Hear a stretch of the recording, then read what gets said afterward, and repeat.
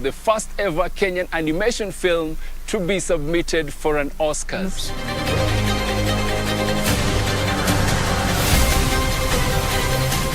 An enemy of cosmic proportions is about to inflict its rage on an entire planet. Concours Elegance was the flavor of the month in any classic car collector's diary.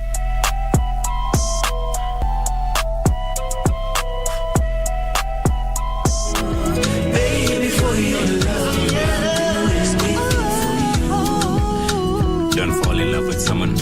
Get used to them. Get used to their sweet smile. Hebu niambie pesa ulitumana nini? Nimetumia kununua shopping ndio hiyo. Ndio usifanye wazimu. Mamake ni kama vile unavyomjua. Kila siku anatafuta mtu wa kulaumu. Then mimi nimechoka. Sitaki tena, just want to be alone. Mistaki. She's not just my secret. Finally. So sasa uko tayari kuniambia yeye nani wako? Ha? Mine.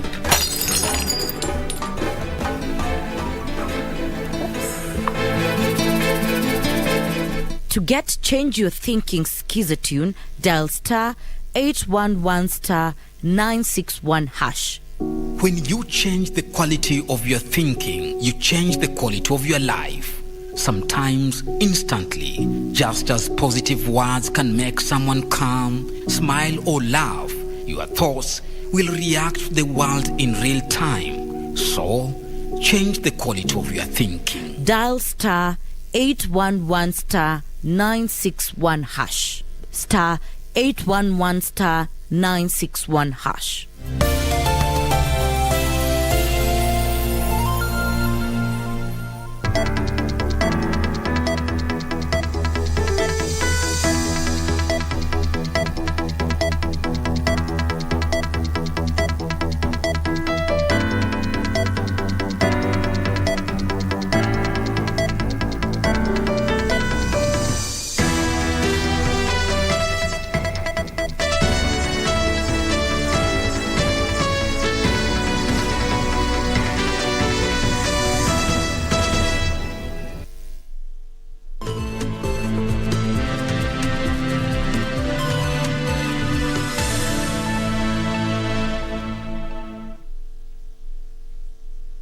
Indeed, a very good afternoon to you. It is the 26th day of September.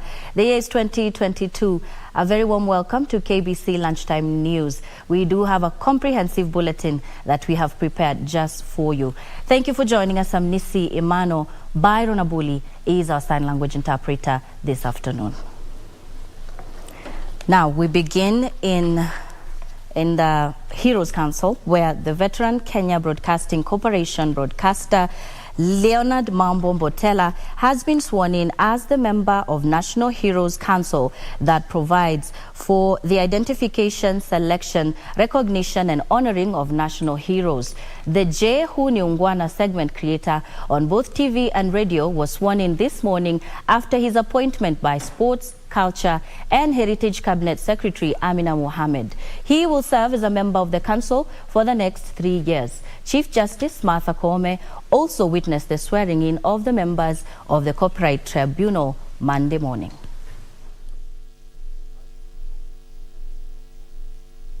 I, Leonard Mambo Mbotela, having been appointed a member of the National Heroes Council, having been appointed a member of the National Heroes Council, so help me God.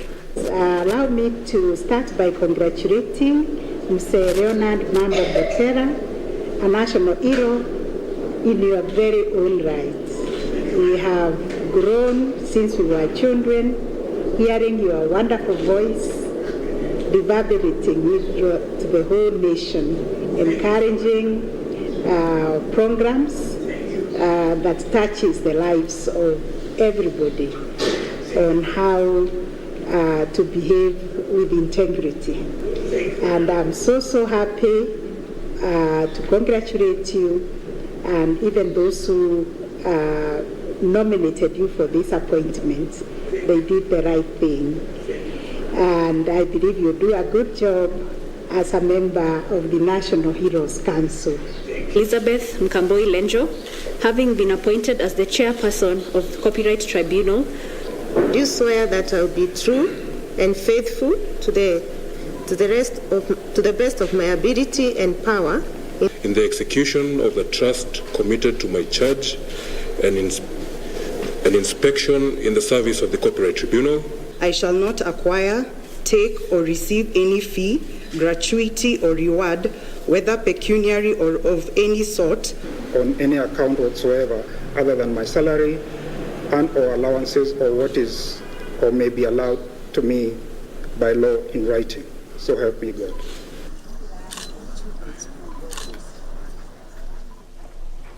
All right, now following the recalling of various edible oils and fat brands, we want to take you to a press briefing that is currently going on where the CS for Industrialization, Peter Kaberia, is speaking. Let's take a listen. Yeah. Were any of those products destined for export? And what's going to happen? I do not want to specifically state which ones were for our local market and export, but some of them, of course, they sell to our neighboring countries. Yeah. And that is enough so that we don't talk too much. Is there any other question? Yeah. Yes. Thank you very much. Maybe it might be sort of a repetition, but you'll have to accommodate. You say that you've given them the mandate to sort of make sure they are holding the standards, and you have a surveillance system.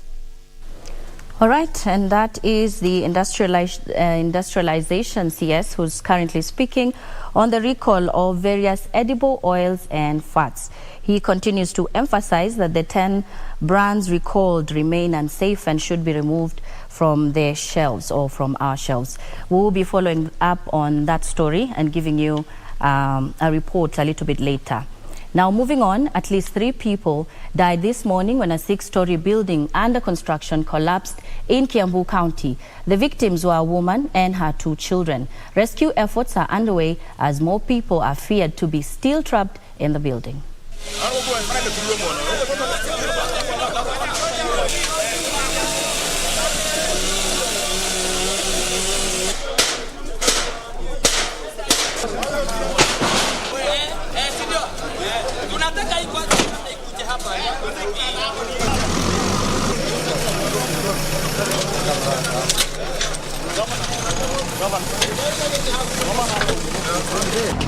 Tuliwaokoa watu 6, lakini kwa bahati mbaya wale tuliweza kuokoa tumepoteza watoto 2 na pia tumempoteza mama mmoja. So kuna mama na watoto wake 2, huyo ameaga. Tuko na 2 wenye wako sawa, tuko na mmoja mwenye hapo ameumia sana. Umeona kwa hiyo safari ya kwanza ambayo tumekuwa na mkasa kama huu. Ni mikasa imekuwa ikitokea mara kwa mara hapa Kiambu County. Na vile tumefanya tumeagiza DCI officers waanze uchunguzi mara moja.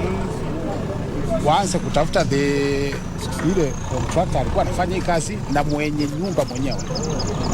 Tuweze kuwa prosecute.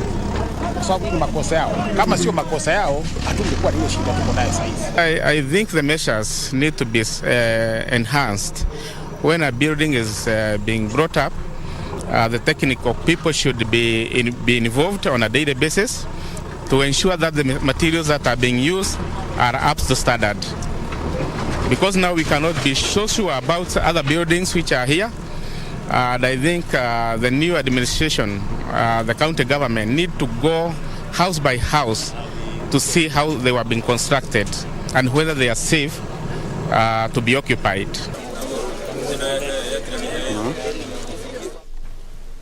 And we do have a reporter that will be giving us an update on that particular Kiambu County story a little bit later.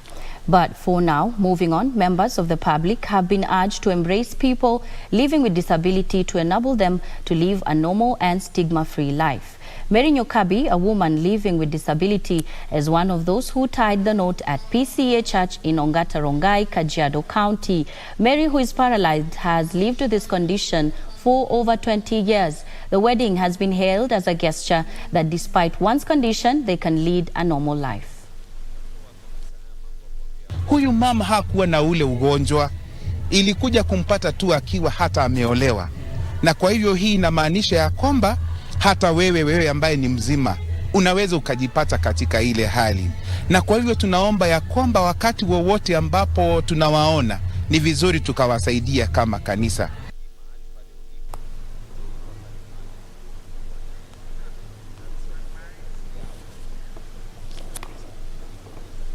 All right, moving on. Faithful of Bahari Pentecostal Church in Chuda have staged a protest after their sanctuary was closed due to leadership wrangles. The faithful held a peaceful march after they found the church premise locked, saying the move had violated their freedom of worship.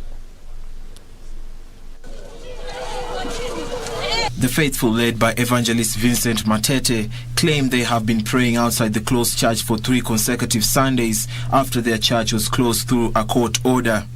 The group claiming trouble started after 4 church elders who vacated 3 years ago resurfaced with a court order barring anyone from the worship in the church.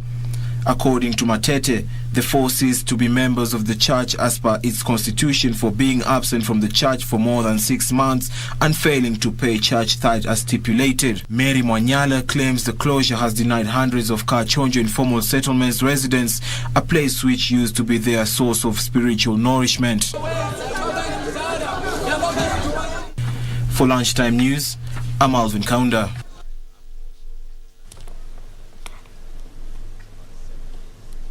All right, it is time now for a break, but we'll be back in just a bit. Don't go too far.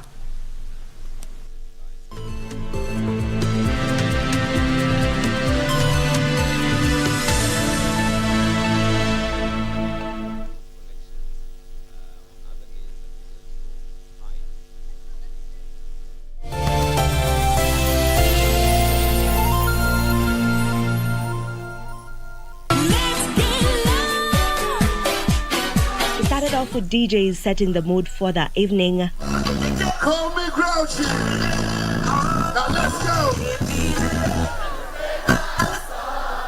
Following right after was the music group Wakadinali. The Morio and Zenza hitmakers, as is their usual, had fun singing along to their drill music. Let me introduce you to The Terror Storm, the first ever Kenyan animation film to be submitted for an Oscars.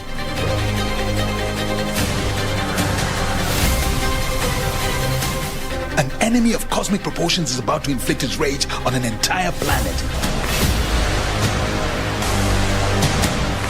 Concours d'Elegance was the flavor of the month in any classic car collector's diary.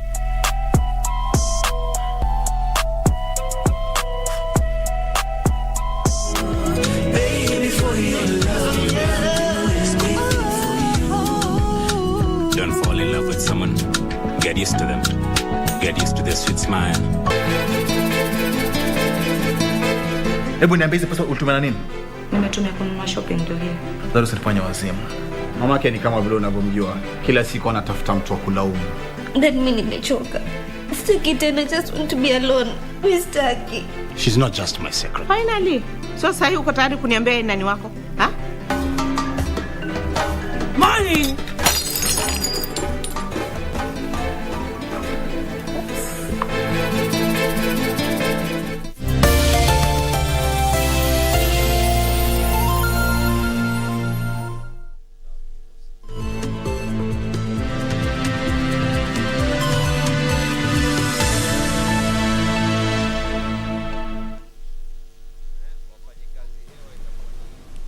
Welcome back. Thank you for staying with Lunchtime News. We now want to head over to the Sorova Pan-Afric Hotel, where the Women Forum, where women have come together on the Women Forum on emerging scenarios from the 2022 election. And currently speaking is Ande Ritu, who is the registrar of political parties. Let's take a listen. Move things within political parties. Some of them are dying to get people to inject energy, inject policy, inject money if you have, inject new thinking, and inject mobilization. They are dying to get that. But then we must not always crowd to the big political parties. I want to tell you right now, as a result of change of law, we have about 50 political parties benefiting from political parties fund. However small, they'll start small, they will grow. And that is what we are saying, growing of democracy. Kindly, I still insist that you really need to identify with a political party. But then if you think you don't believe in political party processes, then package yourself as an independent candidate as early as possible. And let people know, me, I am not in any party, I'm running as an independent. But then do the SWOT analysis, the strengths, the weaknesses, the opportunities, and the threats of running as an independent candidate. Then you make your bed and then lie on it. Is there any question that I have not answered? Nomination list, I've said. The person who wants to move from one position to another, do not hesitate to move. Just do the study, the feasibility study of where we want to move. And kindly go there with your head very high. You say, I have come. Now, I wanted to represent you in the county assembly, in the ward. I have thought my vision is bigger.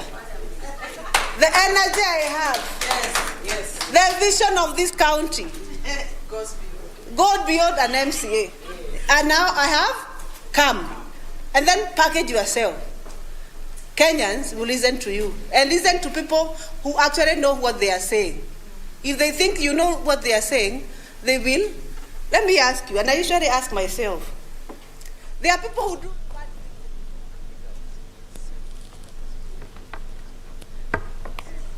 All right. Currently speaking there is Anne Ritu, who is the Registrar of Political Parties, and she's talking in a women's forum that is currently ongoing at the Sarova Pan-Afric Hotel. She's touching on issues of governance and democracy, and also issues of growing women joining political parties and growing in democracy. That's a report we'll give you comprehensively in our subsequent bulletin.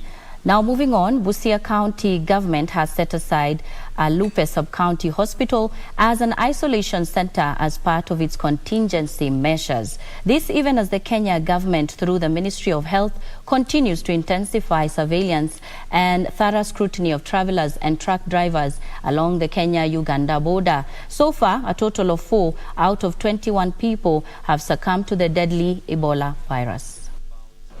With the rising fears of the spread of Ebola virus, the county government of Busia has continued to put in place measures along the Kenya-Uganda border to ensure that the virus is contained.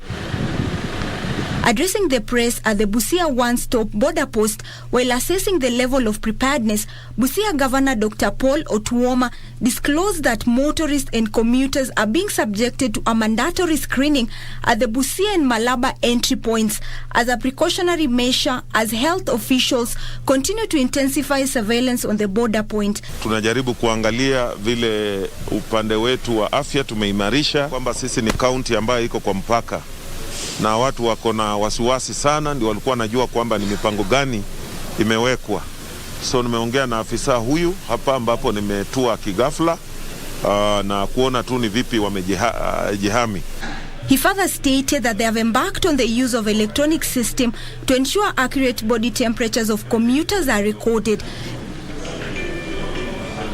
This even as a Lupe Sub-County Hospital that initially handled Hansen disease has been set aside as an isolation center for Ebola virus cases. Na amenieleza kwamba wana pale ile electronic screening, kama kuna symptoms ni mambo ya temperature ambao wanachukua hapo, alafu ikiwa temperature ambayo iko juu zaidi, wamenieleza kwamba wana isolate those particular individuals and do maybe further tests on them.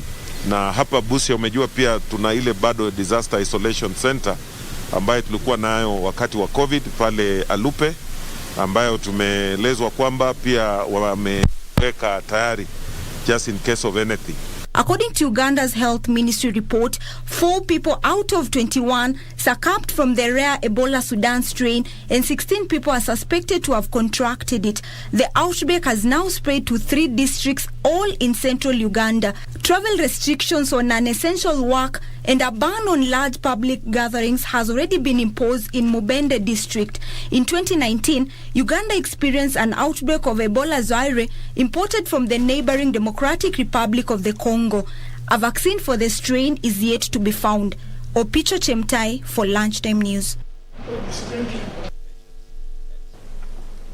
In other stories, the Secretary General of Kenya Medical Practitioners, Pharmacists and Dentists Union, Dr. Davji Bimji, has called for a revamp of the country's health sector to cope with emerging emergencies such as Ebola in neighboring Uganda.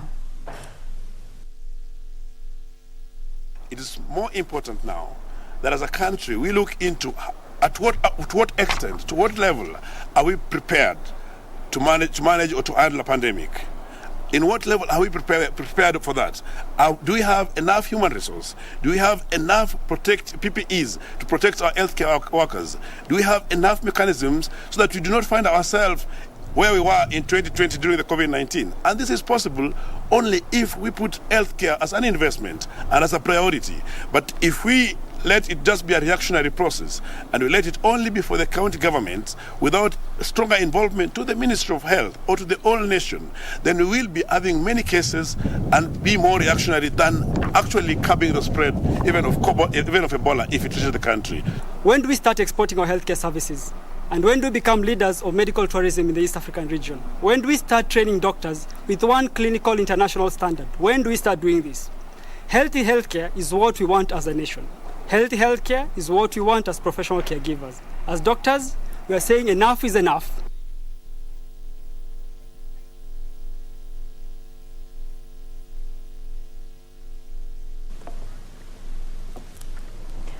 All right, we are taking you a little bit outside of the studio. Again, we are going to Radisson Blu.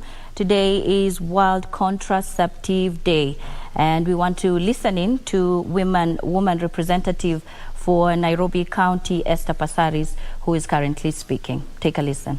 Youth is going to be old age. And when they're old age, are we planning right now on how many homes we're going to have? Who's going to care for the old age? Who's going to give them the treatment that they want, the comfort that they want? We don't even have enough government-owned run homes. We don't even have enough government-owned run orphanages. Police are picking children left, right, and center every single day, taking them to orphanages that are run by private people that we're not managing, right? So these orphanages, how do we know what's happening to these children? Are they all being treated with love and tender loving care provided? I've been to orphanages where they tell me for the last 1 week, all we had was a banana. And even that, not a very nice banana, totally overripe. So we have a crisis. And the crisis stems from family planning. So today, if we're going to do anything right, is the ministry to stop depending on donors to take care of our family planning needs. Let it be a bonus. Let it not be the only thing. Because you know what? The donors are providing more for our family planning than our own government. When I saw that we were providing, I think it was a 50 million, I asked my question. And when I talk about providing the budget, it's not just to provide the commodities, it's also to provide the education. Okay, live pictures there of Nairobi County Woman Representative Esther Passaris, who is currently speaking at the event at Radisson Blu on the World Contraceptive Day today. And we'll be going back there because we're expecting CS of Health, Mutahi Kagwe, to also be speaking. Moving on, drought that is ravaging Mandera County due to prolonged rainfall failure has rendered 400,000 people vulnerable. Governor Mohamed Khalif said the situation has caused an acute water shortage and food insecurity. This and other drought cases in the country, as Pauline Nasimiu reports. Mandera County residents are at brink of dire situation following poor rainfall along with climatic change. The region is facing a catastrophic drought, the worst experienced in years. Mandera Governor Mohamed Khalif, on issuing the current drought situation, said that the region, despite residents being primarily pastoralist, livestock is lost due to starvation and drought-related diseases. Mandera is still experiencing an acute water shortage, food insecurity, malnutrition, limited pastures, and reduce livestock prices. The National Drought Management Authority say that the current drought is worsening and that it might be drifting towards a serious crisis. The drought situation is really bad at this time. Livestock body conditions is worsening. Of course, livestock are lacking pasture. Pastures are depleted. Most of the livestock have migrated to neighboring countries of Ethiopia and Somalia. The number of people facing crisis hunger levels in Mandera County is expected to rise from 400,000 to more than 500,000 in the coming months. Elsewhere, while the age of hunger is increasingly witnessed by many families in Kajiado County, more than 100 families from Tikoshi area in Kajiado West have benefited from food aid courtesy of non-governmental organizations. The beneficiary says that the aid, along with the one that continues to be provided by the Kajiado County Council, is not enough to meet the needs of thousands of residents who continue to fight the age of hunger. Tuna njaa sana. So tunashukuru sana na tunaomba pia serikali watukumbuke kwa sababu njaa imezidi. Njaa ya binadamu pia mifugo zetu. Pregnant mothers and children under the age of 5 are said to be the most affected, while more than 500,000 people are reported to be struggling due to lack of food. Also, 50% of livestock are struggling due to lack of water and feeds. Calls are increasingly being made to philanthropists and government to provide assistance to victims.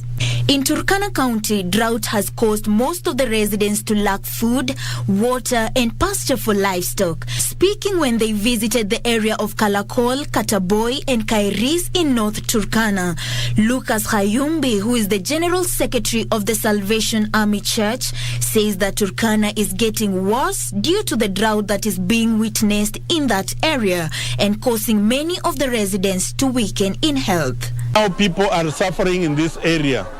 There is a lot of drought in this place, and they cannot be able to grow any crop that can help them. And therefore they need support from well-wishers, from churches, from the government, and from any other organization that can be able to think about these friends of ours. Pauline Nasmir for Lunchtime News.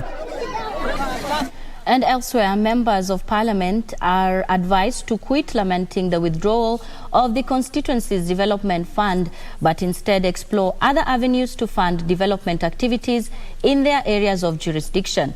Retired Bishop of Maseno West Anglican Diocese, Joseph Otieno Wasonga, says the Supreme Court ruling on CDF should be a wake-up call to the legislators to reach out to other development partners. To fund development in their constituencies. In Nyanza and even beyond, we can use the counties, the governance structure to advance the growth of the people and the development of the people.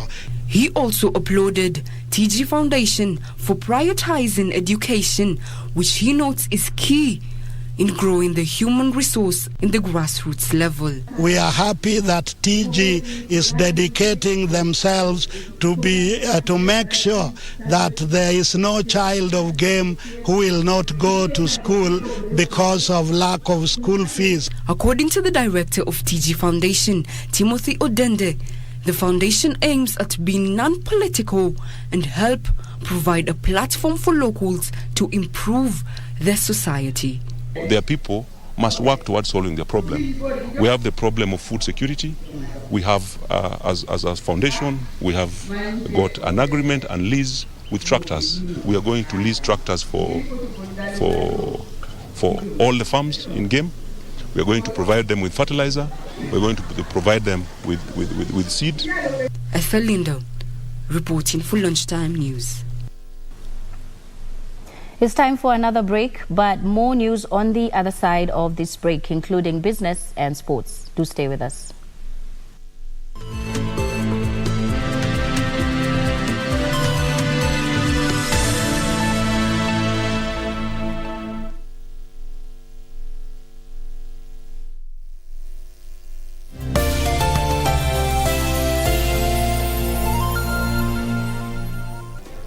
you have a news story to share with KBC? Get in touch swiftly on email news@kbc.co.ke or call 0723-892-654 or 0734-780-124. Are you a holder of unclaimed financial assets? Take advantage of the Finance Act 2022 moratorium on penalties and interests. Surrender any unclaimed financial assets in your possession today. Unclaimed Financial Assets Authority. Receive, safeguard, reunite. I have to go find Betsy and ask her to intervene. He did a terrible thing. He must be punished. Betsy can't help him now. Not even Zeno can help. But you don't need to learn how to cook. I'm here. I'll always cook for you. Betsy is a kind-hearted soul. It seems she doesn't hold a grudge about what happened 300 years ago. Even if I changed Ethan's fate, the king won't do anything about it. It's not that big of a deal. In my opinion, if Betsy wants it done quietly, she needs to replace his master and stay and look after him. That can be arranged.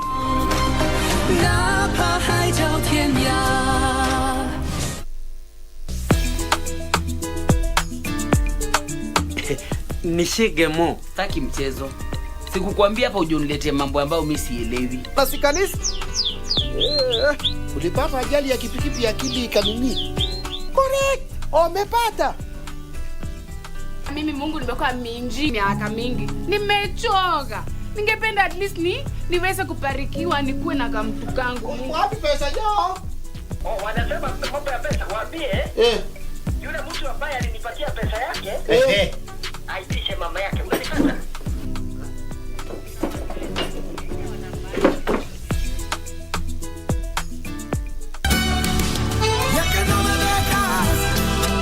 Grandma, when I need you most, you're in a different world.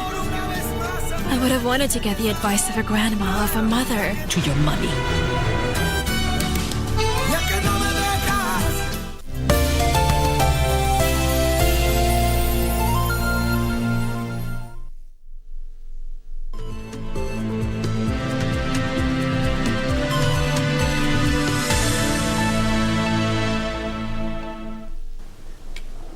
Welcome back. Thank you for staying with Lunchtime News.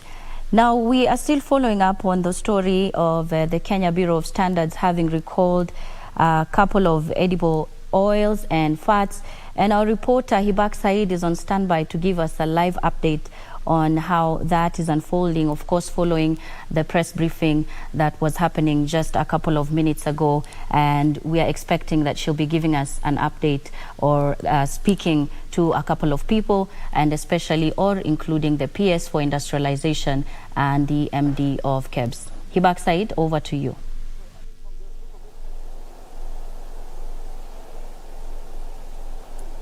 Thank you so much, Nisi Imano Okoth. We have been following up on the 10 specific oil brands, and those are 4 companies where there were a lot of questions on contamination and how this could lead to a lot of health problems. And we have with us the Principal Secretary for Industrialization. And if you could just tell us, what are the brands, which one are they, and which batches should people look out for?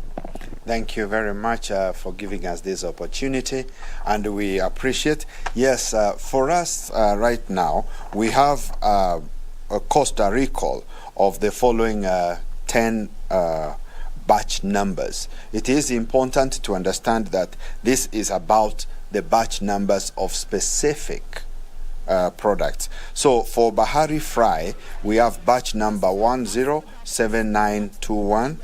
For Fresh Fry, we have FF1L1748-7D. For Fresh Fry with Garlic, we have FF500-175260.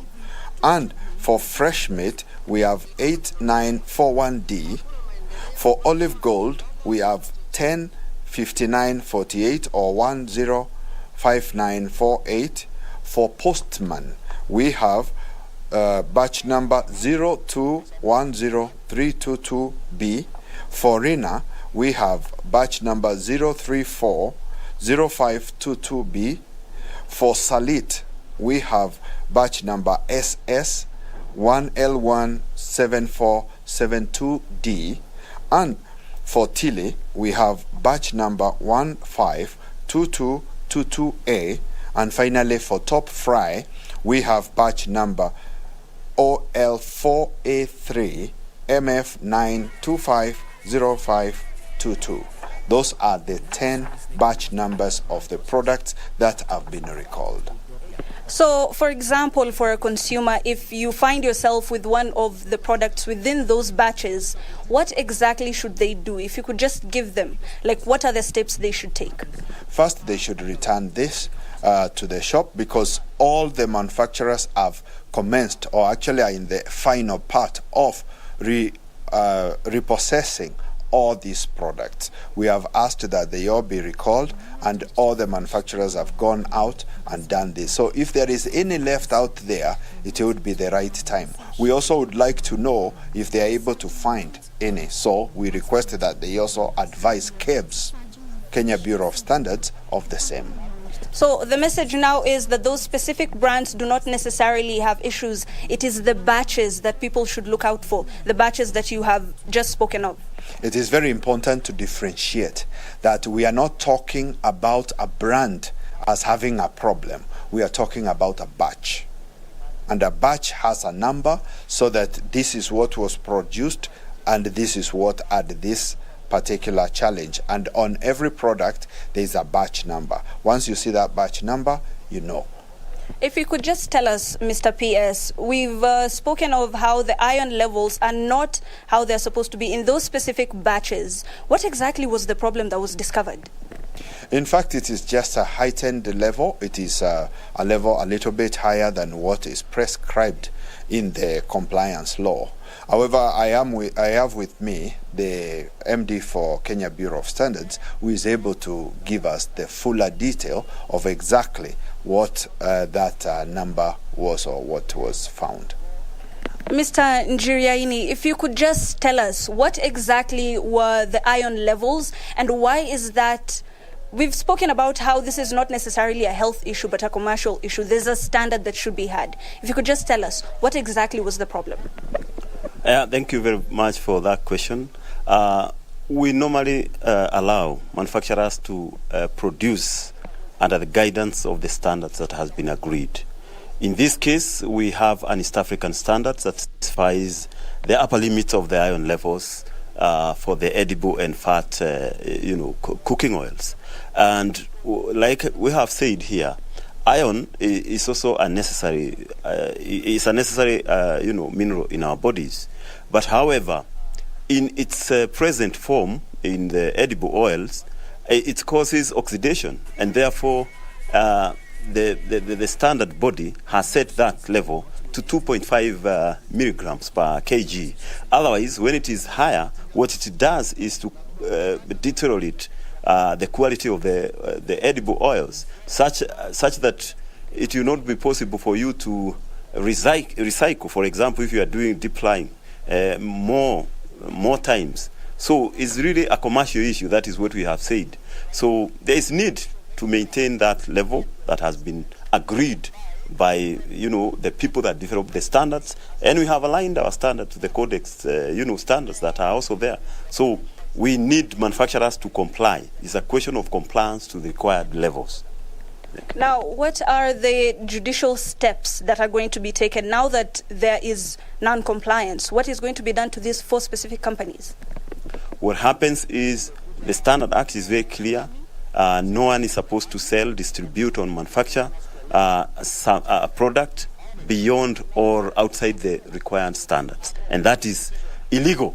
And therefore, as KEBS, the very first stage we do is to protect safety and health of consumers, to inform them that this product do not meet the requirement. And these batch numbers, you should not buy them. The second is to process, the other procedures, the illegalities of these companies distributing and selling these products. And that is a legal process. If you could just tell us maybe the international market, especially for Kenya, we've been trying to expand our horizons and to spread our products, especially locally manufactured products, to other countries. How would this impact how these products are going to be taken in other countries now that it's been publicized? One way of expanding our markets is to ensure that whatever we are manufacturing here in our country meets the required standards. It will be very unfortunate if these products are discovered by our neighboring countries away from home, because the impact will be huge. Our emphasis here, and like you have seen, most of the countries that have been able to do well in terms of export, they emphasize on quality. So that is what we are trying to do, working together with manufacturers to ensure compliance is key, because at the end of the day, it's their brands that are going to sell. If, for example, a customer who is using this product away from Kenya, maybe in our neighboring countries, discover that this edible oil deteriorates very quickly, that he is only able to use it once, he will stop buying this product from Kenya. What we are trying to do actually is to work together with manufacturers to encourage, high quality products. Yeah. Thank you so much, Mr. Andriaini. And Nisi, as you have had 10 batches, 10 different products, or rather 10 different brands, 10 batches that should be looked out for. But the brands in specific do not necessarily have an issue. And they have been recalled, and consumers have been told, check out for these batches. And if you find them, give them back to the manufacturers. Back to you in studio, Nisi. Thank you very much. That's Hibak Saeed, who is our reporter, giving us an update from the NSSF House following the edible oil ban that was issued on Friday, and a recall was made of 10 oil brands. But specifically there, the PS for Industrialization has clarified, emphasizing that it's not a brand issue, but a batch issue. And that has been concluded by concern, according to an independent testing that had been carried out by the Kenya Bureau of Standards. Thank you very much, Hibak. Now, moving on, Azimio la Umoja MPs this morning held a peaceful march to the Independent Electoral Boundaries Commission over the interdiction of the Deputy CEO, Ruth Kulundu. Addressing the press, the lawmakers, led by Ruaraka MP Tom Kajwang, accused IEBC Chairperson Wafula Chebukati and Commissioners Boya Molu, Professor Abdi Gulie, and IEBC Chief Executive Officer Marjan Hussein Marjan of victimizing Kulundu for what she did in last month's presidential election.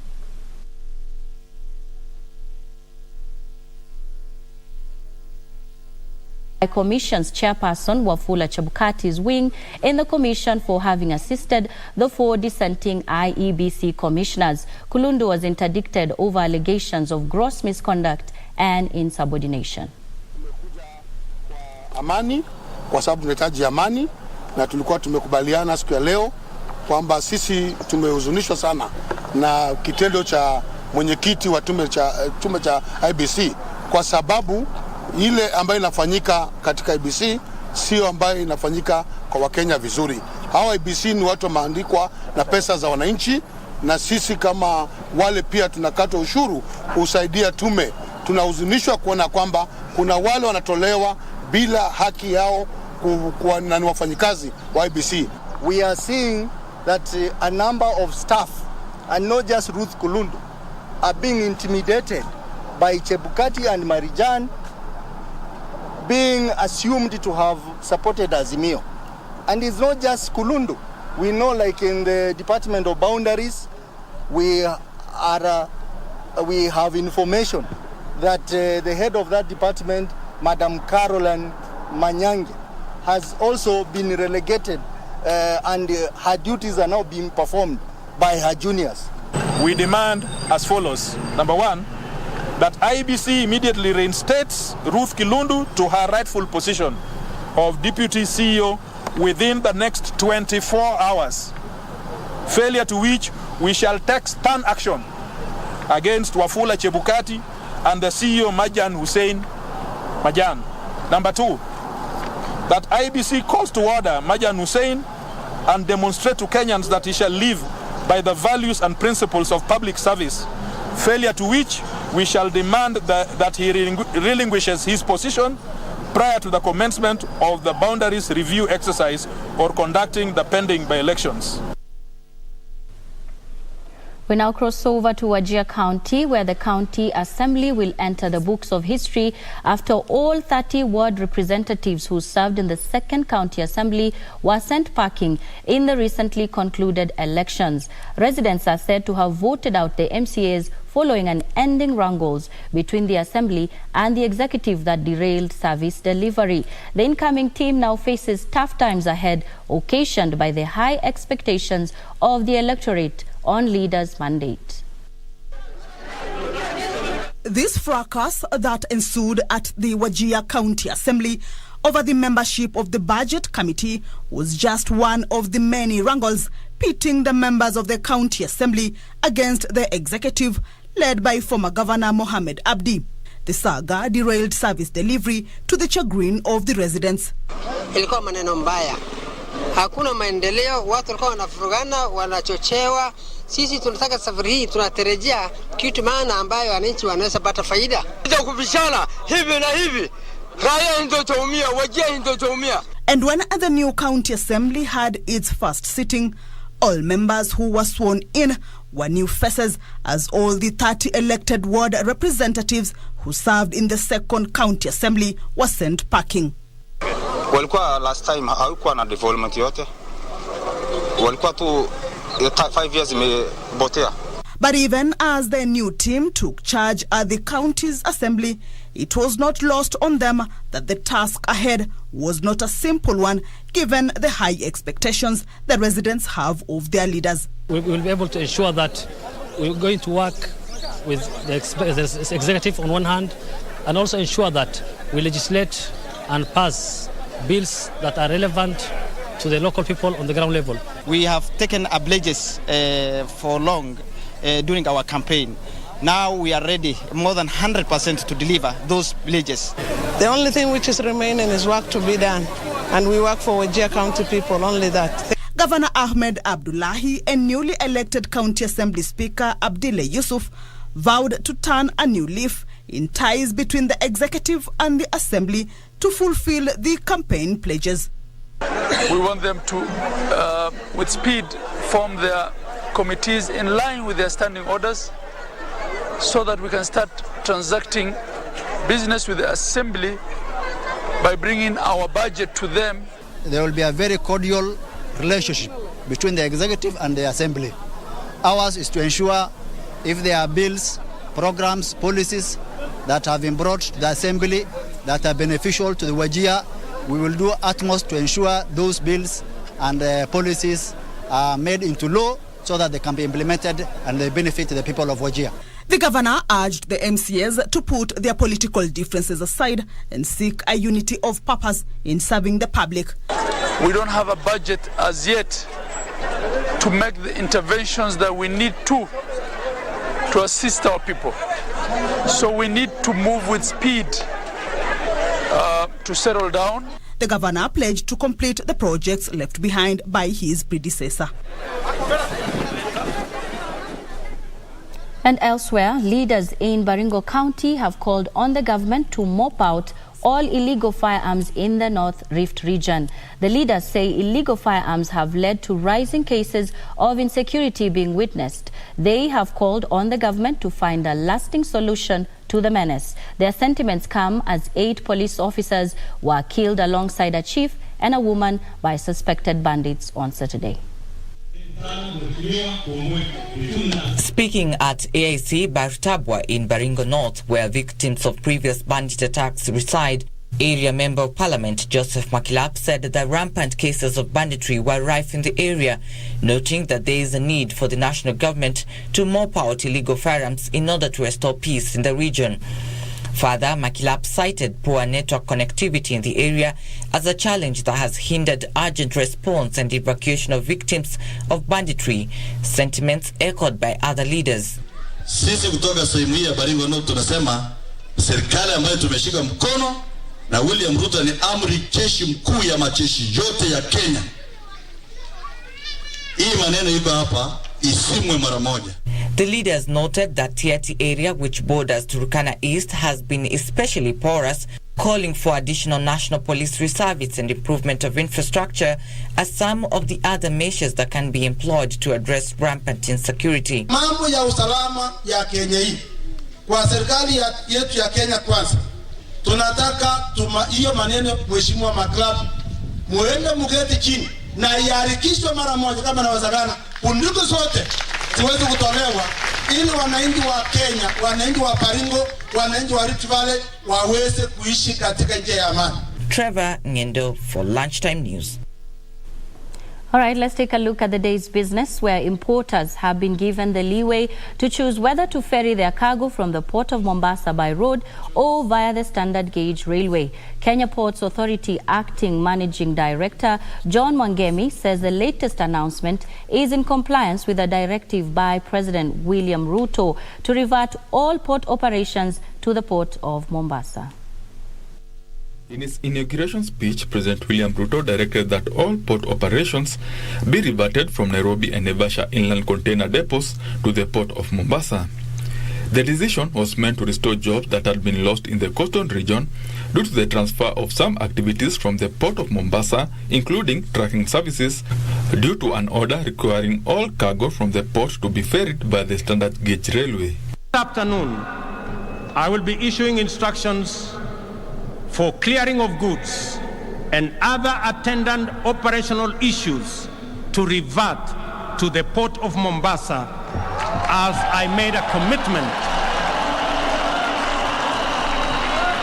In line with the directive, the Kenya Ports Authority has issued an order rescinding the June 2018 order that directed all cargo from the port of Mombasa be transported by the standard gauge railway to the inland container depots in Nairobi and Naivasha for clearance.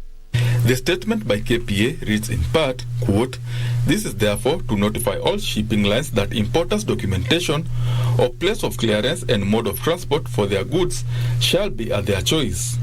Shipping lines are hereby advised to facilitate importers' nomination of place of clearance, including port clearance, Kenya Revenue Authority's licensed container freight stations, and Kenya Ports Authority's inland container depots." End of quote. Benson Droba reporting for Lunchtime News. And on the African continent, hundreds of Tunisians protested on Sunday night in the capital against poverty, high prices and the shortage of some foodstuff, escalating pressure on the government. Tunisia is struggling to revive its public finances as discontent grows over inflation running at nearly 9%. Details of this and more in the news from across the continent. Tunisia is facing a shortage of food items in stores because the country cannot afford to pay for some imports. Protesters lifted loaves of bread in the air, angry youths burned tires and blocked roads. Riot police fired tear gas to disperse the protesters. Food shortages are worsening in Tunisia, with empty shelves in supermarkets and bakeries, adding to popular discontent at high prices of many Tunisians. Tunisia, which is suffering its worst financial crisis, is seeking to secure an international monetary fund loan to save public finances from collapse. Meanwhile, the cost of Nigeria's fuel subsidies rose to 525.714 billion naira in August, bringing the total spent this year to 2.568 trillion naira. The increasing cost of keeping petrol prices low are straining the budget and draining revenue from the Nigerian National Petroleum Corp. Part of the increased cost was down to a bigger daily supply of petrol, which rose to 71.8 million litres, up nearly 10% from July. Oil production in August averaged 1.18 million barrels per day, well below the nation's OPEC quota of 1.8 million barrels per day due to theft from pipelines that curtailed production. Finally, in the territory of Nyiragongo, in the east of Democratic Republic of Congo, maize farmers are crying foul. This field belonging to the Mogoiko community has been ravaged by the armyworm and the damage is enormous. The pest attack the leaves and stems of maize plants, leaving them unable to grow or reach flowering stage. The consequences are visible in the market of Goma. The price of maize has risen significantly since production is down following the appearance of this armyworm. A bag of maize that used to cost 30 or 35 US dollars is now being sold for 75 or 80 US dollars. Maize is a major staple in the east of the Democratic Republic of Congo. Armyworm invasion has caused fears of a food crisis in a region already hit by conflict. All right, let's take a look at what is making headlines in the world of sports. Now, national women's volleyball team Malkia Strikers will take on rivals Cameroon tomorrow in their third Group A match as the FIVB World Championship enters Day 5 in the Netherlands. Malkia Strikers has so far lost their 2 opening matches by 3 straight sets to host Netherlands and Belgium, respectively. Scott was ready for that, and Plack just dropped it over. Despite camping in Brazil and Serbia for over 2 months and playing international friendly matches, the Kenyan girls have failed to sparkle at the global showcase. Malkia Strikers gave minimal resistance against host Netherlands in their opening match, which they lost by 3 straight sets. Bang! It's out of bounds. You knew what was going to happen. The script was the same in their second match, where several basic errors handed Belgium an easy 3 straight sets victory. The Luisamor Di Maura charges will now have to go back to the drawing board before facing Cameroon, who proved a force to reckon with in their second match against Netherlands. Higher. Diagonal. Higher. The tacticians appear to be struggling to get the right combination after rotating different players in the opening matches. Malkia Strikers are in Pool A of the competition alongside host Netherlands, Italy, Belgium, Puerto Rico and African rivals Cameroon.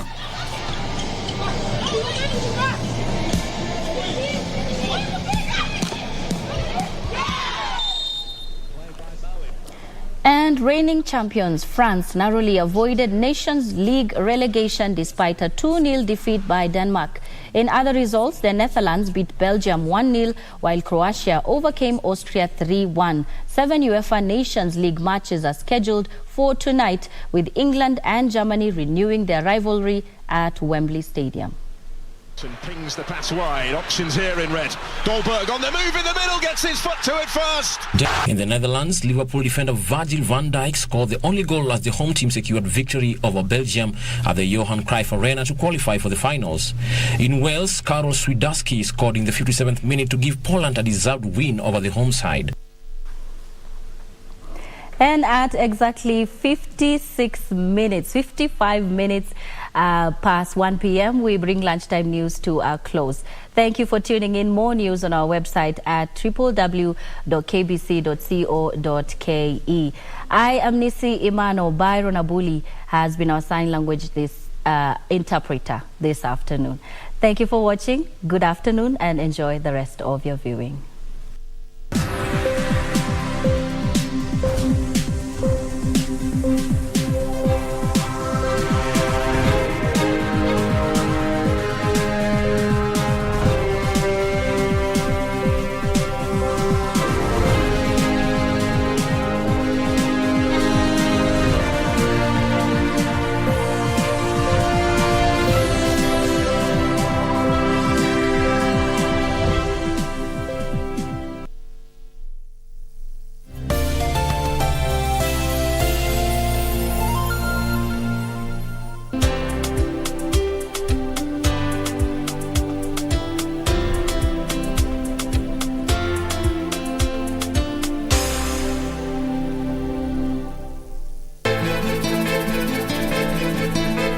Hebu niambie pesa ulitumia na nini? Nimetumia kununua shopping ndio hiyo. Daro usifanye wazimu. Mamake ni kama vile unavyomjua. Kila siku anatafuta mtu wa kulaumu. Dad, mimi nimechoka. Sitaki tena, just want to be alone. Mistaki. She's not just my secret. Finally. So sasa uko tayari kuniambia yeye nani wako? Ha? Mine.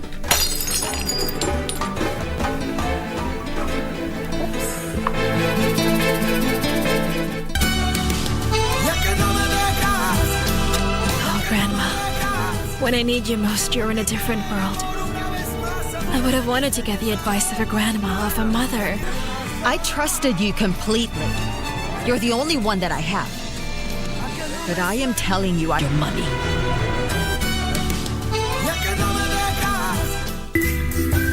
Mtu akiwa serious, akuwe serious. Life cannot always be too serious. Yeah, man, what's up here? Allah? We've got to take some time off and laugh, and laugh. And we tickle you down with lots of laughter. That's why I'm saying I'm who is who. Huh? With satire like no other. Tell him to bring it on. Dakachapa.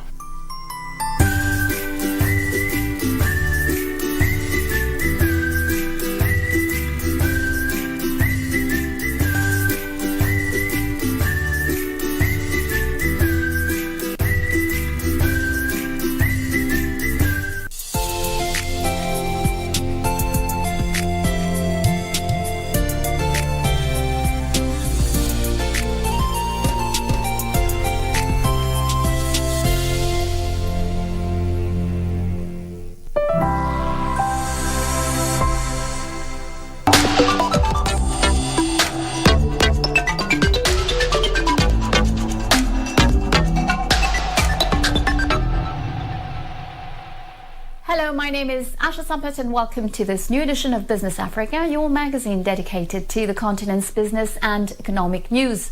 As usual, you can win $150 in our Business Africa game. More details later, but first, today's top stories. In Guinea, the craft of weaving is passed down from father to son, a powerful tradition that has succeeded in becoming an economic bulwark against the risks of globalization. Our grandparents started wearing this even before colonization, so it means we were already civilized when the settlers arrived. Yeah, we had hats, we also had shirts. It is the pride of Africa. Creating mobile applications without exorbitant costs is possible in Nairobi thanks to innovative low-code solutions. I actually ventured into no-coding during the period when Corona hit. Okay, so we were locked down in our houses. We didn't have anything to do. Spotlight on Nigeria's agripreneurs, startups that intend to reduce unemployment. We are thinking of making it big, being an international company, making sure our product gets to all the supermarkets in Nigeria first, before we can think about exporting to African countries and maybe the world at large. In Guinea, weaving is one of the oldest trades on the continent that still resists time and globalization. In Labey, more than 300 kilometers from the Guinean capital,